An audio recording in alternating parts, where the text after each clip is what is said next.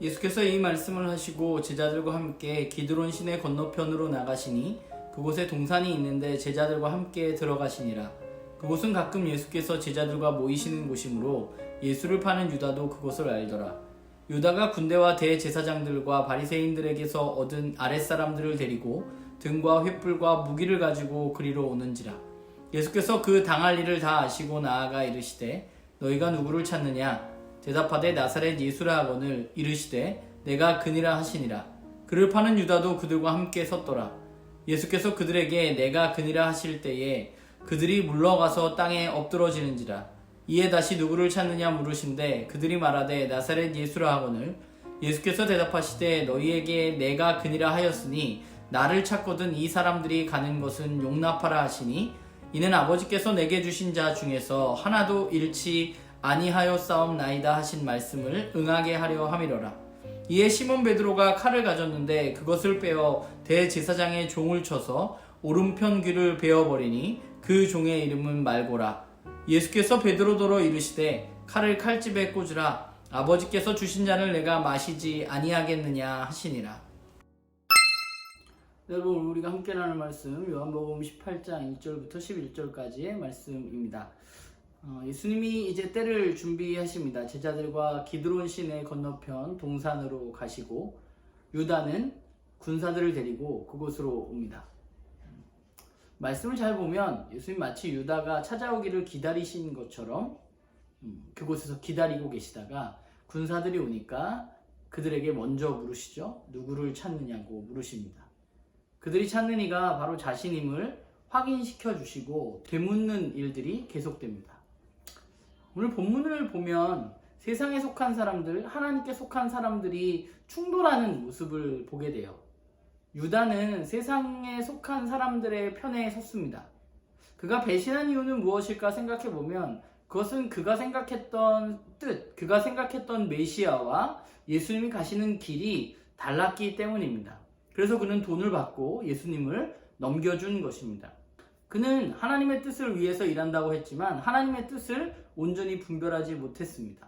오직 자신의 생각으로 판단하고 행동했던 것이 바로 유다입니다. 일반적인 사람들이 그런 모습으로 살아갑니다.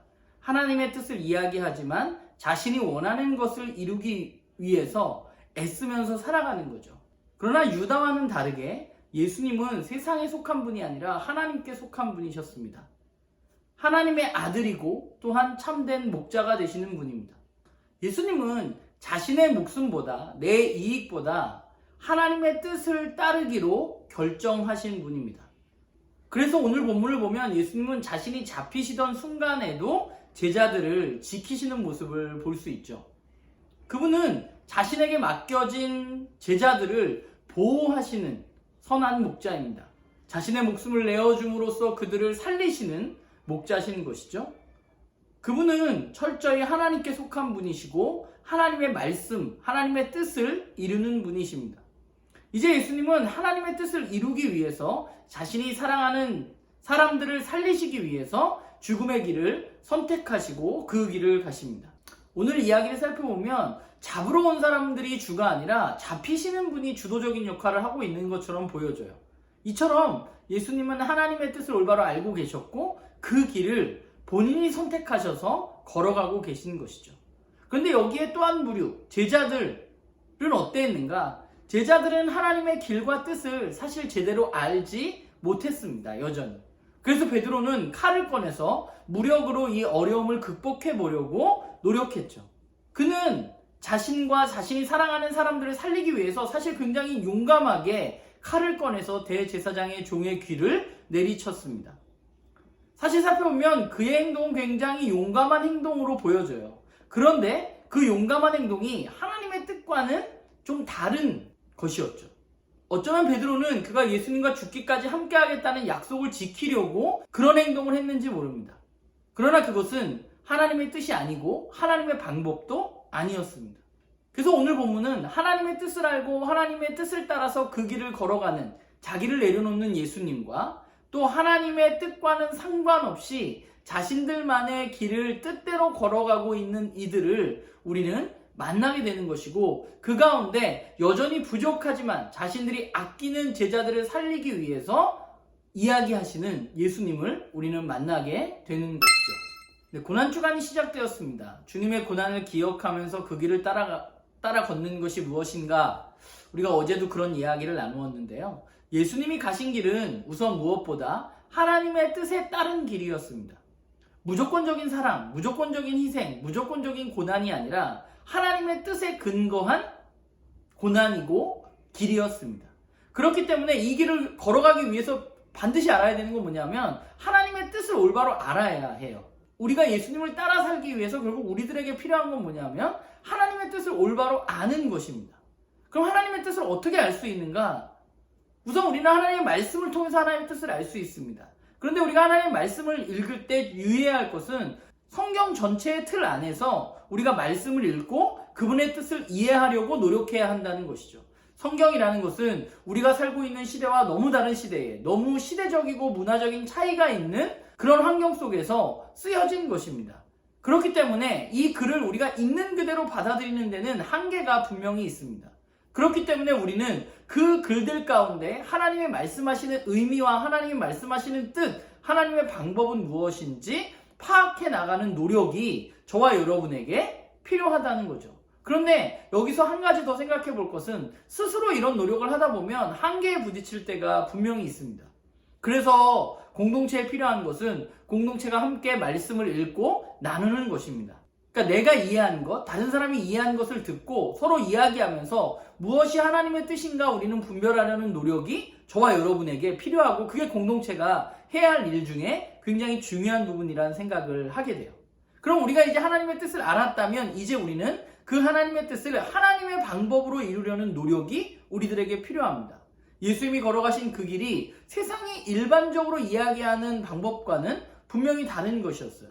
힘과 어떤 권력에 의한 것이 아니었습니다. 자기희생적인 사랑으로 예수님은 우리들에게 하나님의 방법을 보여주신 것이죠. 어제도 이야기했지만 예수님의 힘과 능력이 부족해서가 아니라 그것이 하나님의 방법이기 때문에 예수님은 그 길을 선택하신 것입니다.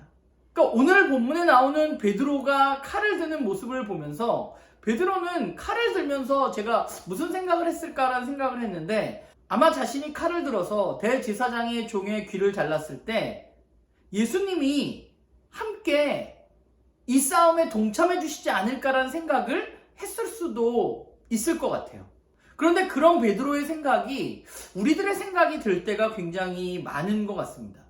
내가 가진 지금 힘과 능력, 내가 가지고 있는 최선을 다해서 세상의 방법으로 행동하면 하나님이 도와주실 것이라는 생각. 내가 이 정도 하면 하나님도 좀 해야 되는 거 아니야? 라는 생각이 저와 여러분도 혹시 그러지 않는가 고민해 보아야만 합니다. 분명히 예수님은 능력이 있으시고 힘도 있으십니다. 그러나 예수님은 그 힘을 사용하지 말아야 할 때를 분명히 알고 계셨고 하나님이 어떤 방법으로 일을 이루어 가시는지 알고 있었고 그 길을 우리에게 보여주셨던 것입니다. 우리가 예수님이 아니었다면 하나님의 방법을 알기 너무 힘들었을 거예요. 왜냐하면 세상이 일반적으로 그렇게 행동하지 않기 때문에. 그러나 예수님이 우리에게 보여주신 방법이 있기 때문에 우리는 그 길을 따라가야 하는 것이죠. 바라기는 저도 그렇고 여러분들도 그렇고 우리가 세상에서 살아가기 때문에 세상에 익숙해지기 쉽지만 세상이 아니라 하나님께 속해서 하나님의 뜻을 분별하고 하나님의 방법으로 한 걸음씩 걸어가는 그런 저와 여러분이 되기를 간절히 소망합니다.